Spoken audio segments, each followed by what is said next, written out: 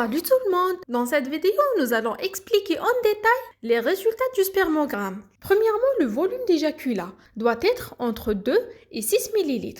Les variations pathologiques les hydroïcono, la spermie. Toujours, quand on trouve le préfixe A, معناها l'absence totale. Donc la spermie correspond à l'absence totale d'éjaculation.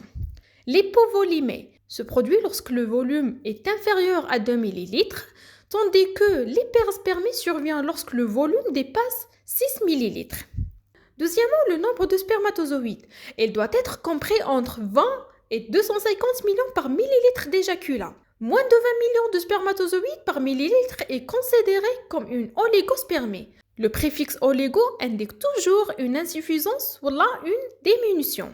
Plus de 250 millions de spermatozoïdes indique une polyspermie, ce qui signifie une concentration excessive, et l'azospermie, c'est l'absence totale de spermatozoïdes dans l'éjaculat. Troisièmement, la mobilité des spermatozoïdes. C'est un critère important dans le spermogramme. Donc, une mobilité normale nécessite la présence de plus de 50% des spermatozoïdes mobiles dans la première heure suivant l'éjaculation et plus de 30% de spermatozoïdes mobiles dans la troisième heure. Donc 33, c'est une petite astuce. Une mobilité inférieure à 6% indique une asténospermie.